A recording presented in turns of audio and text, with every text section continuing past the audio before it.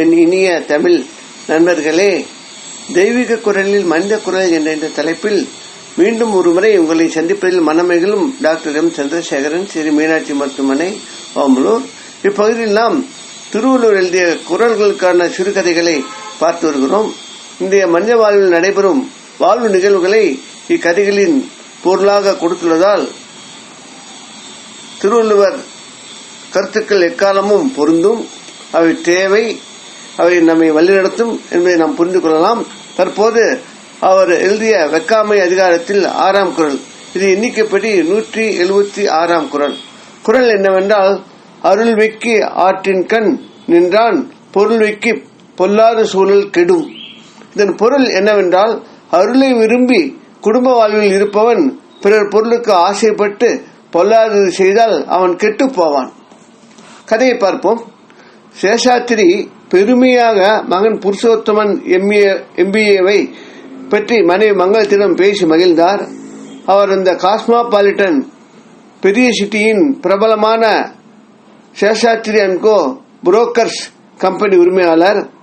கடுகு முதல் கார் வரை, பேப்பர் முதல் ரியல் எஸ்டேட் வரை எல்லா தொழில்களிலும் இவரது கம்பெனி செயல்படும். நம்பிக்கை நாணயம் கொண்டு வாழ்ந்தவர். வியாபார ரொட்டேஷனுக்காக விலை குறைத்து உற்பத்தியாளர் கொடுக்க மார்க்கெட்டிங், தரம் விலை நியாயத்திற்காக வாங்குபவர் வாங்கினர். சேஷாத்திற்கு கஸ்டமர் தான் முக்கியம். தரம் குறைந்தால் பொருளை வாபஸ் வாங்கி அப்படியே உற்பத்தியாளருக்கு கொடுத்து விடுவார். அவர்களிடம் வாங்குவதை தவிர்த்து விடுவார். இதனால் பயமும் தரமும் இருந்தது. மூத்த அதிகாரிகள் அவர்களிடம் வேலை செய்பவர்கள் கூட ஏமாற்ற வண்ணம் நிர்வாகம் செய்வார். தனியாக ஆட்கள் நியமித்து அவர்களை கண்காணிப்பார். இதனால் மூத்த அதிகாரிகள் இவர் மீது சற்று கருப்பிருந்தனர். ஆனால் இந்த மாதிரி செயல்பாடுகள் அவருடைய லாபஸ்தானம் சாதாரணமானதுதான், மிக அதிகமாக இருக்காது. உலகளாவிய வியாபாரத்தில் கூட அதிக சம்பாதிக்க முடியவில்லையே என்று சேஷாத்திரி மகன் புருஷோத்தமன் MBA படித்து முடித்ததும் தொழில் பொறுப்பு ஏற்றுக்கொண்டான். 4-5 வருடம் தந்தையுடன் இருந்து தொழில் நுணுக்கங்களை கற்றுக்கொண்டான். ஷகீலாவை காதல் திருமணம் செய்து கொண்டான். சேஷாத்திரி புதுமண தம்பதிகளிடம் பொறுப்பு கொடுத்து விலகிக் கொண்டார். ஆனால் தனியாட்கள் கண்காணிப்பு தொடர்ந்தது.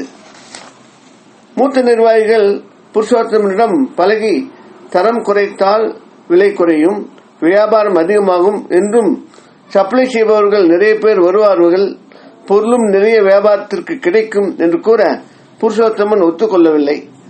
தந்தையின் வழிமுறையை, தரத்தை, நியாய விலையை விடவில்லை. இதைத்தான் சேஷாத்திரி பெருமையுடன் தான் அறிந்த உண்மைகளை மனைவி மங்களத்திடம் கூறி மகிழ்ந்தார்.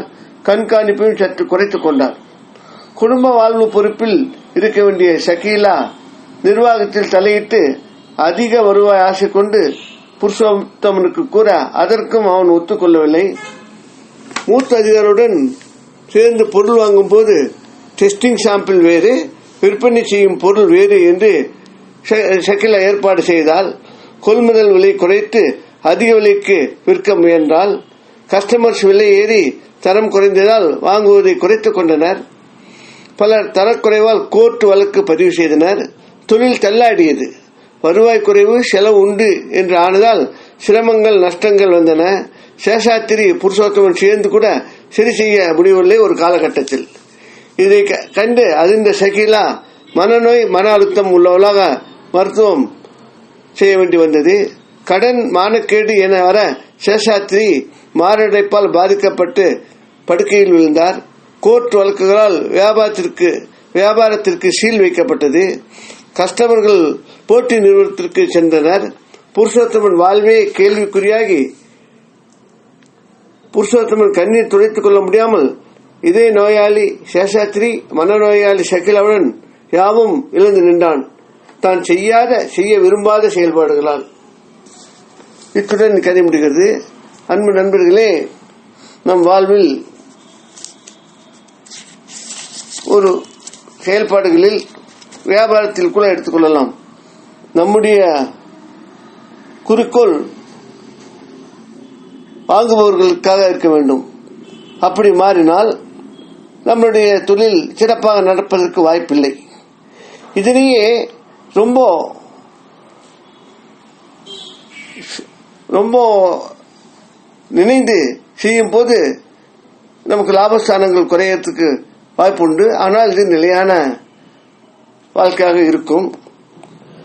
மேலும் தரக்குறைவான பொருள்களால் உடல் மன பிரச்சனைகள் வரலாம், தொழிலுக்கு கெட்ட பெயர் வரலாம். அந்த மாதிரி வியாபாரங்கள் நிலைத்து நிற்காது என்று நாம் அறிந்த வண்ணம் அவற்றை விட்டு நாம் இந்த போட்டி உலகத்தில் காலத்தில் நாம் செய்யும் தொழிலில் மற்றவருக்கு அனுசரித்து செய்யும் தொழிலில் லாபஸ்தானம் குறையலாம்.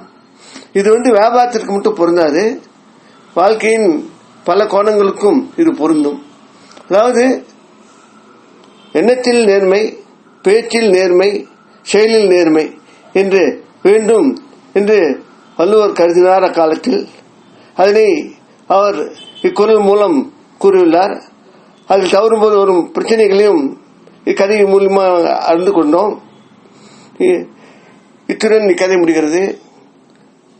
வேறொரு குரலுடன் அதன் கருத்துடன் கதையுடன் பொருளுடன் உங்களை மீண்டும் சந்திக்க விரும்பும் டாக்டர் எம் சந்திரசேகரன், ஸ்ரீ மீனாட்சி மருத்துவமனை, ஓமலூர். இக்கதையில் வரும் படங்களும் நிகழ்வுகளும் கற்பனையானவை, அவை கதை சொல்ல வந்தவை. இப்படங்களை வலைதளத்தில் பதிவிட்டவர்களுக்கு எங்களது மனமார்ந்த நன்றி. இக்கதையினை மற்றவர்களுக்கு அனுப்பி தமிழ் இலக்கிய சேவை செய்ய கேட்டுக்கொள்கிறேன். மனங்கவர் முருகன் அருளால் தமிழ் மேலும் வளர்ந்து ஆவரும் வளம் பெற வேண்டி விடைபெறுகிறேன். வாழ்க தமிழ், வாழ்க திருவள்ளுவர், வாழ்க திருவள்ளுவர் எண்ணங்களும் செயல்களும். வணக்கம்.